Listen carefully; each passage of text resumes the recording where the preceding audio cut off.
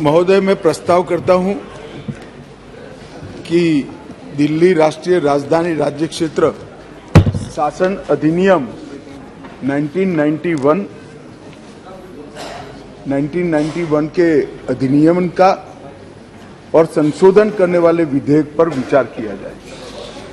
माननीय महोदय, जब इसको संसद के सामने मेरे साथी नित्यानंद जी ने पेश किया तब थोड़ा शोर शराबा भी हुआ। कुछ मान्यवर सदस्यों ने मुद्दे उठाए थे कि ये विधेयक जो लेकर आए हैं वो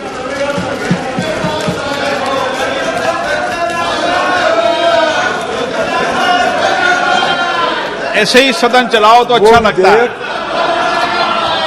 लाने का अधिकार नहीं है।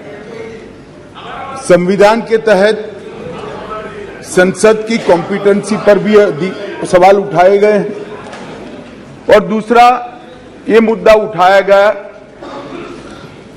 कि विधेयक जो लेकर मैं इस सदन के सामने उपस्थित हुआ हूं वो विधेयक सुप्रीम कोर्ट के जजमेंट के भावनाओं के विरुद्ध है।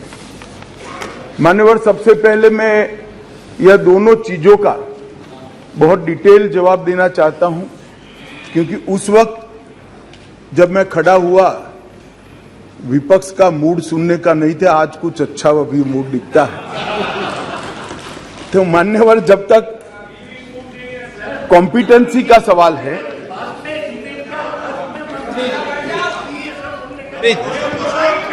प्लीज माननीय मान्यवर, जहां तक कॉम्पिटेंसी का सवाल है, संघ राज्य क्षेत्र का प्रशासन संविधान के भाग 8 में उल्लेखित प्रावधानों के तहत आता है। अनुच्छेद 239 से 242 तक इसकी कार्यरीति को संविधान में वर्णित किया गया है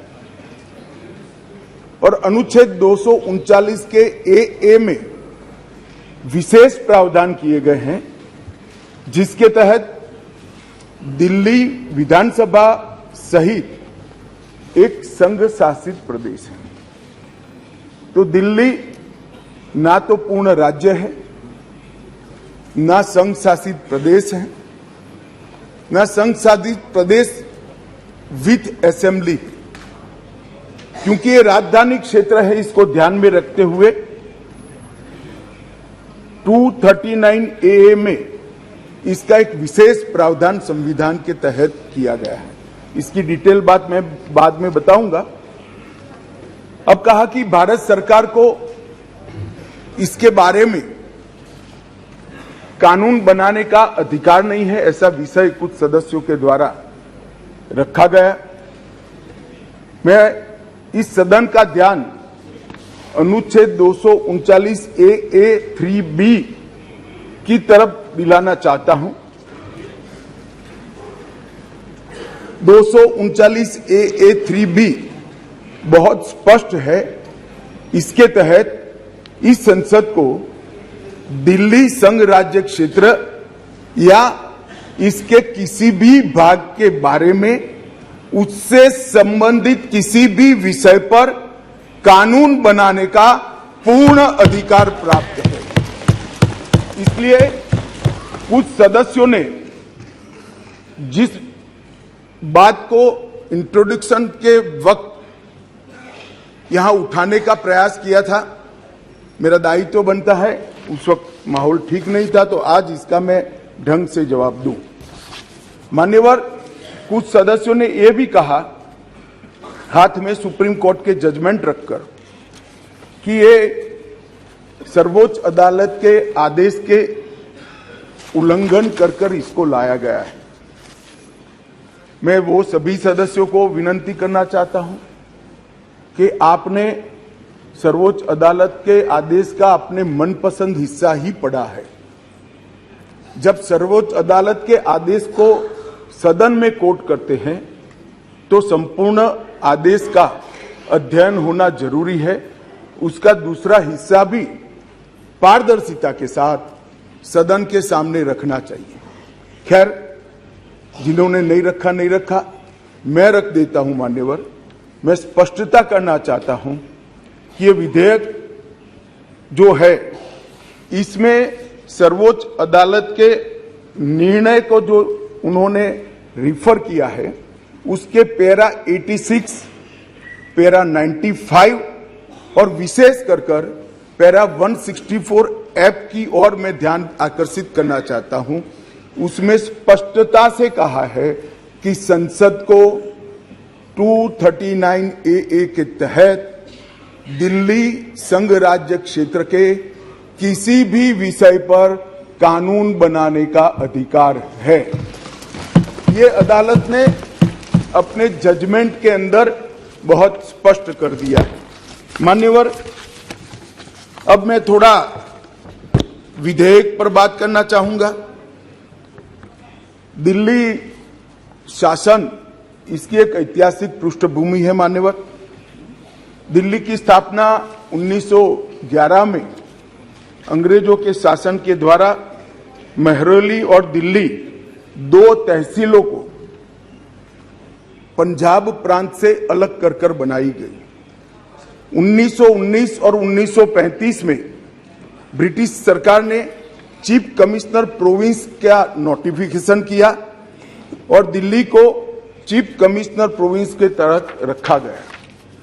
आजादी के बाद पट्टाभी सीतारामैया समिति ने दिल्ली को राज्य स्तर का दर्जा देने की सिफारिश की थी। हालांकि जब सिफारिश संविधान सभा के समक्ष आई, मेरा विपक्ष के सदस्यों को विनम्रता से अनुरोध है कि इस बात को जरा गौर से सुनेगा।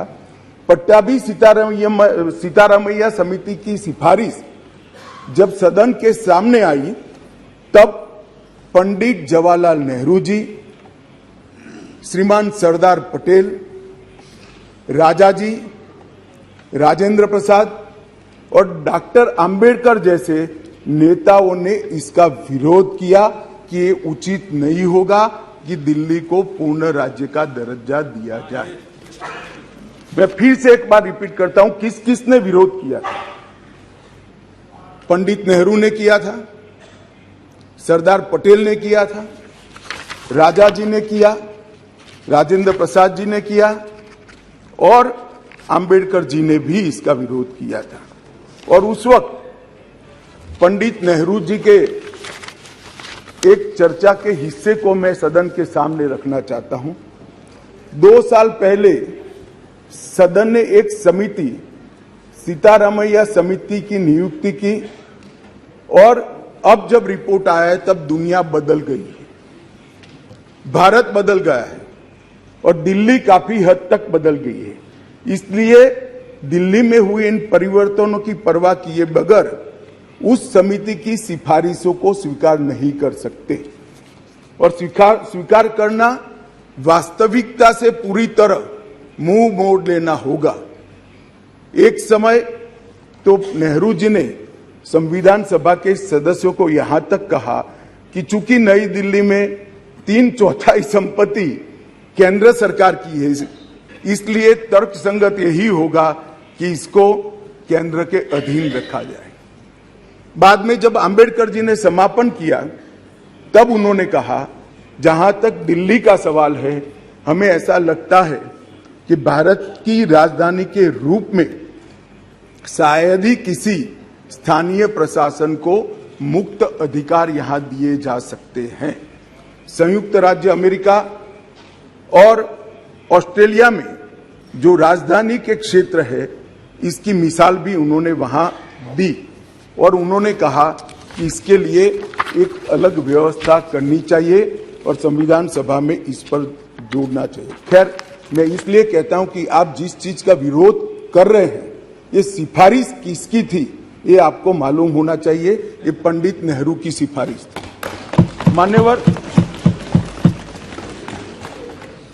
मैं उसके बाद में 1991 में सी स्टेट एक्ट के द्वारा दिल्ली को विधानसभा दी गई, परंतु 56 में राज्य पुनर्गठन आयोग की सिफारिशों पर दिल्ली की विधानसभा हटाकर उसको संघ राज्य घोषित किया गया। लगभग 3 दशक तक ये व्यवस्था चलती रही। 87 में सरकारिया कमेटी बनी, जो बाद में बालाकृष्णन कमेटी के रूप में जानी गई, और 91 में 69वां संविधान संशोधन किया गया, और इसके बाद दिल्ली राजधानी राज्य क्षेत्र शासन अधिनियम 1991, जिसमें मैं आज संशोधन लेकर आया हूं, इसको इस महान सदन ने पारित किया गया। और वही विधेयक के अंदर, संविधान संशोधन के अंदर 239A, जिसका मैंने जिक्र किया, उसमें इस संसद को राजधानी क्षेत्र के किसी भी हिस्से के लिए और किसी भी कार्य के लिए कानून बनाने के लिए संपूर्ण अधिकार संसद को देने का काम किया गया। मान्यवर, समस्या कहां से समाप्त शुरू हुई? 1993 से व्यवस्था चली आ रही थी। कभी भारतीय जनता पार्टी सत्ता में आई, कभी कांग्रेस पार्टी ने शासन किया, कभी ऊपर कांग्रेस का शासन था तब हमारी सरकार थी, तो कभी ऊपर कांग्रेस की सरकार थी तब नीचे हमारा शासन था, मगर कोई झगड़ा नहीं हुआ। सब कुछ ठीक चल रहा था, क्योंकि किसी की मंशा अधिकार हथियाने की नहीं थी, सेवा करने की। कांग्रेस पार्टी ने भी भाजपा के साथ झगड़ा नहीं किया, भाजपा ने भी कांग्रेस सरकार के साथ झगड़ा नहीं किया, और बहुत अच्छे से चल रहा था, कोई डिस्प्यूट नहीं, कोई झगड़ा नहीं। 1915 में स्थिति बदली और यहां 2015 में यहां स्थिति बदली और यहां एक ऐसे दल की सरकार आई जिसका मकसद, मुझे कोई झिझक नहीं है कहने में, जिसका मकसद सेवा करना है ही नहीं, झगड़ा करना। माननीय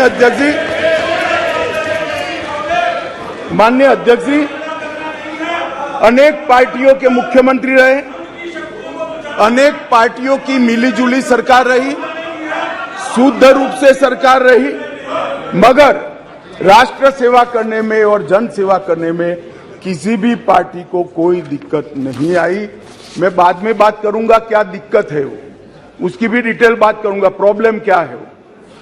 प्रॉब्लम ट्रांसफर पोस्टिंग के अधिकार का नहीं है, विजिलेंस को कंट्रोल में लेकर बंगला जो बना दिया है, इसका सत्य छुपाना है। जो भ्रष्टाचार हो रहा है, इसका सत्य छुपाना है। मान्यवर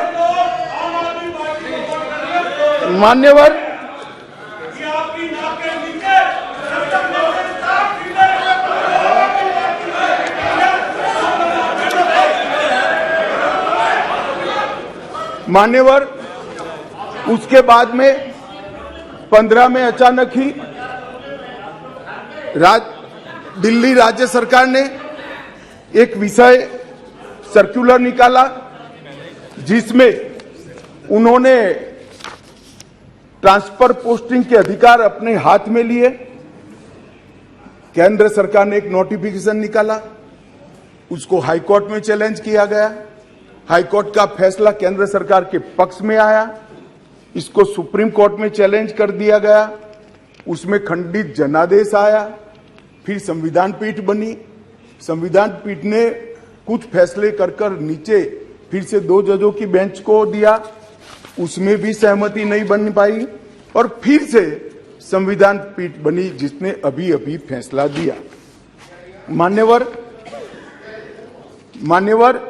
वो जो इंटरप्रिटेशन है, वो इंटरप्रिटेशन उन्होंने कानूनी और मॉरल दृष्टि से नहीं किया। उन्होंने इंटरप्रिटेशन कानून की स्थितियों का करते हुए ये कहा है कि फिर भी दिल्ली देश की संसद को और भारत सरकार को दिल्ली संघ राज्य क्षेत्र के लिए हर प्रकार का कानून बनाने का अधिकार है।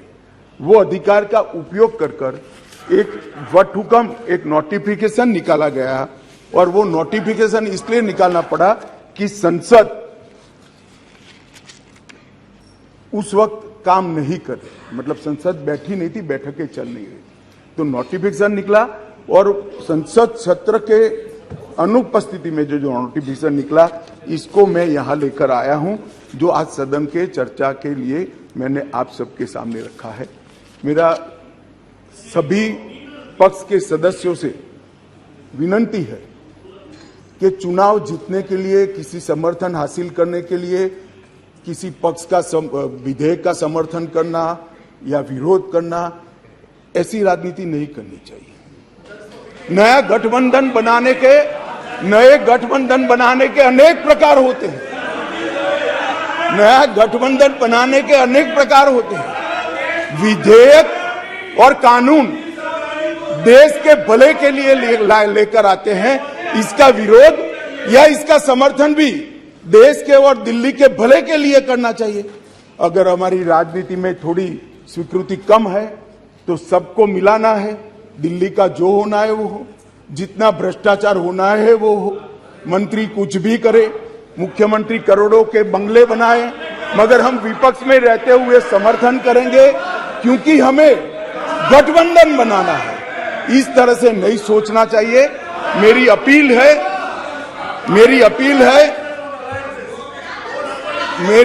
है विपक्ष के सदस्यों को कि आप दिल्ली की सोचिए, अलायंस की मत सोचिए। अलायंस से फायदा नहीं होने वाला है। अलायंस होने के बाद भी पूर्ण बहुमत से नरेंद्र मोदी प्रधानमंत्री बनने वाले हैं। इसलिए ये अलायंस के कारण जनता के हितों की बलि मत चढ़ाइए। जनता सब देख रही है। अलायंस कर आप अगर ऐसा सोचते हो, कि जनता का विश्वास हासिल कर दिया जाएगा, जनता का विश्वास आपको मिला था, मगर जिस तरह से 10 साल यूपीए ने शासन चलाया, 12 लाख करोड़ के घपले घोटाले करे, इसलिए आज वहां बैठे। और मैं फिर से कहना चाहता हूं, दिल्ली सरकार के घपले घोटाले भ्रष्टाचार को प्रच्छिन्न रूप से अलायंस की गरज के कारण मदद कर रहे हो। पूरा देश देख रहा है और पूरा देश चुनाव में इसका हिसाब किताब करेगा। मान्यवर, मैंने ये सदन के सामने रखा है बिल को। मेरा सभी से निवेदन है कि अलायंस के मद्देनजर इस पर अपना अभिप्राय न करें। देश के और राजधानी क्षेत्र के भले के लिए न्यूट्रलिटी से बात करें। और वैसे भी मैं बता देता हूं, विशेषकर कांग्रेस पार्टी वालों को, कि ये बिल पारित होने के बाद वो अलायंस में आपके साथ आने वाले नहीं है। तो जो सच है वो करिए। इतना अपील करके मेरी बात को समाप्त करें। प्लीज